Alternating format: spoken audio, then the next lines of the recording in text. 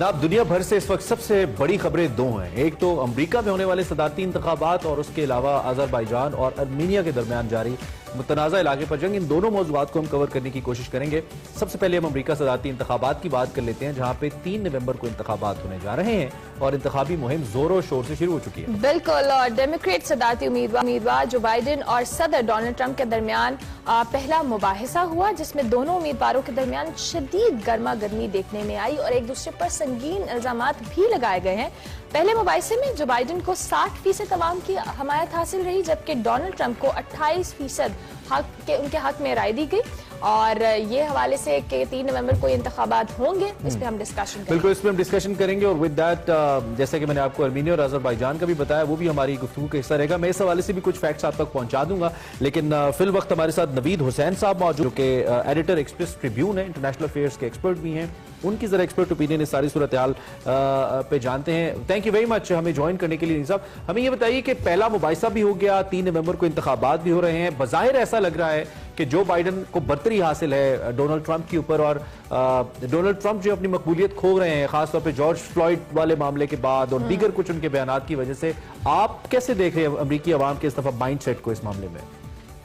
देखिए, अगर हम पहला मुबाहिसा देखें तो बाय डिफॉल्ट बाइडेन ने वो मुबाहिसा जीता है, और उसको हम ये नहीं कह सकते कि पॉलिसी इशू के ऊपर उसने जो है वो ट्रंप के ऊपर बर्तरी हासिल की है। क्योंकि मोस्टली अगर इस मुबाहिसे को आप देखें और अमरीकी इब्लाग आमा को देखें तो वो कह रहे हैं कि ये अमरीका की तारीख का वर्स्ट मुबाहिसा रहा है, क्योंकि इसमें पर्सनल अटैक बहुत थे, गालम गलोच बहुत थी, बहुत बिलो द बेल्ट वार किए गए।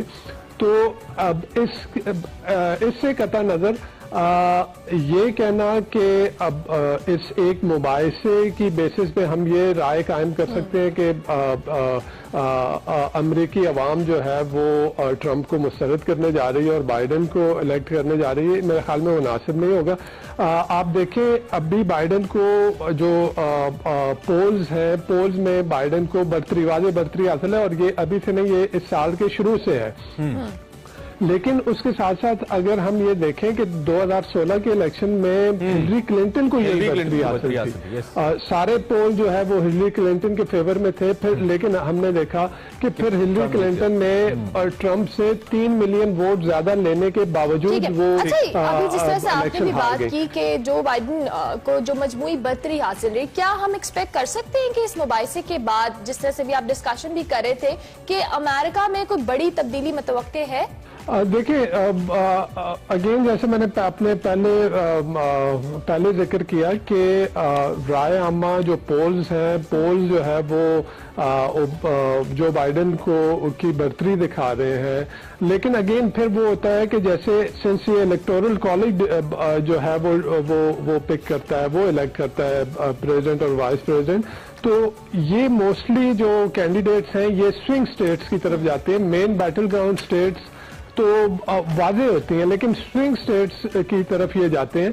तो यहाँ पे भी मुझे ये लगता है कि ऑल्दो के ट्रंप जिस तरह से उसने पेंडेमिक को हैंडल किया, इसके ऊपर बहुत सारे क्वेश्चन रेज किए गए। इसी से अगर आप ओवरऑल भी उनकी रैंकिंग देखें, मार्च के अंदर जब पेंडेमिक स्टार्ट में था, उस वक्त जिस तरह से हैंडल किया गया और उस वक्त की जो ओपिनियन पोल्स आ रहे हैं वो ट्रंप के हक में थे। लेकिन जैसे जैसे जो है वो पेंडेमिक जो है वो केसेस बढ़ते गए, तो उसके साथ साथ ट्रंप ने जिस तरह से हैंडल किया इस कोरोना वायरस पेंडेमिक को, उसके ऊपर सवालात उठने लगे। But at the same time हो सकता है कि ट्रंप एडमिनिस्ट्रेशन उस इलेक्शन डे से पहले वैक्सीन मार्केट में ले आए।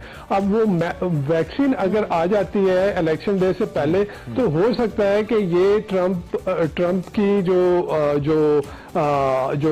वोट है वो ट्रंप के कह रहे हैं कि कोविड के ऊपर पॉलिटिक्स करने की कोशिश की भी है ट्रंप ने, करेंगे भी, लेकिन मुझे नहीं लगता कि उनकी फेवर में जाएगा एज यू सेड। अच्छा टाइम कम है नवीद साहब, मैं जो इस वक्त आर्मीनिया और अजरबैजान की सिचुएशन है इसमें मैं थोड़ा सा ये बताते हुए कि जी इतलात आ रही है कि कोई 2300 फौजी मारे गए आर्मीनिया के अजरबैजान की जानिब से, कुछ 228 उनके जो डिपोज हैं उनको हर्ट किया गया है, उसके अलावा 200 टैंक्स को तबाह किया गया और बड़ा जबरदस्त नुकसान हुआ है आर्मीनिया को अजरबैजान के हवाले से। और टर्की ने कहा है कि हम भले दो ममालिक हैं, कौम हम एक हैं। इस सारी सूरत हाल के ऊपर पाकिस्तान ने भी सपोर्ट किया है नवीद साहब अजरबैजान को, इसकी वजह क्या और इसको आप कैसे देखते हैं इस डिप्लोमेटिक मूव को?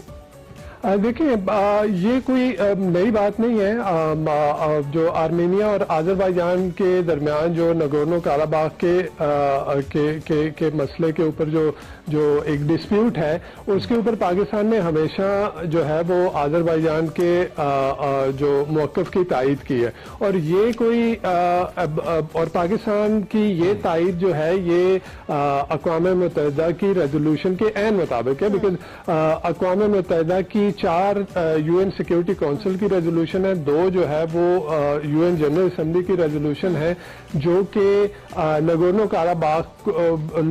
काराबाग में आर्मेनियन जो अफवाज बैठी हुई हैं उसको वो वेकेट करने का कहता है। वो उसको एक इंटरनेशनली रिकॉग्नाइज्ड वो पार्ट है अजरबैजान का। तो पाकिस्तान का जो मौक़िफ़ है इसके ऊपर ये कंसिस्टेंट विद यूएन रेजोल्यूशन है।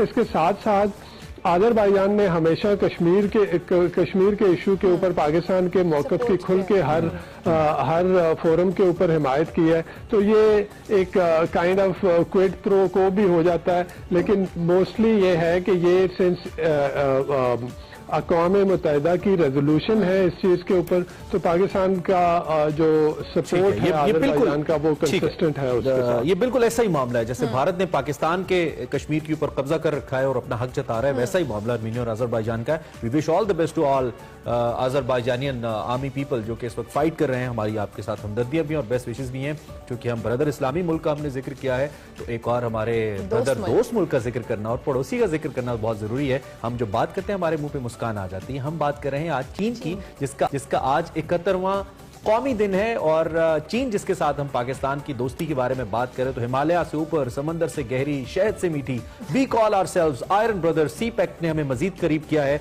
और कोरोना के खिलाफ जिस तरह पाकिस्तान ने लड़ा, चीन पाकिस्तान के साथ खड़ा हुआ। Air defence system, logistic support, हर किस्म की हम अगर साथ की बात करें तो एक बेहतरीन मिसाल है पाकिस्तान। इमरान, जैसे आपने सी पैक की बात की, तो सी पैक के बाद मजीद ये एक दोस्ती का शाकार भी आप कह सकते हैं, और मजीद क्लोज हुआ है रिलेशन पाक चाइना का। और इस दिन के हवाले से आपको पता है कि अभी हमने सुबह इंट्रो में बोला था कि हम उनको विश करे थे national day. Happy national day, लेकिन नेशनल डे नहीं कहते, वो कहते हैं, विश नहीं कहते, वो कहते हैं have a nice holiday. Have a nice holiday. So all our Chinese brothers and sisters, have a nice holiday, enjoy your day and may you live long. और पाकिस्तान और चीन की दोस्ती ऐसे ही एक जान के तौर पे हम चलते रहे इंशाअल्लाह। आगे बढ़ते हैं और अब बात करते हैं हम पाकिस्तान के पहले वजीर आजम शहीद मिल्लत नवाबजादा लियाकत अली खान साहब की, जिनका 125वां यौम पैदाइश आज मनाया जा रहा है। बिल्कुल, तो लियाकत अली खान साहब के हवाले से बात की जाए तो कायदे आजम के दस्तरास्त और मुस्लिम लीग के जनरल सेक्रेटरी भी रहे हैं। कायदे आजम की वफात के बाद पहले वजीर आजम के तौर पर कौम के निगहबान बने। उनकी जिंदगी के हवाले से हमारे पास ये रिपोर्ट है, आपको वो दिखाते हैं और ब्रेक के बाद आपसे मुलाकात होगी।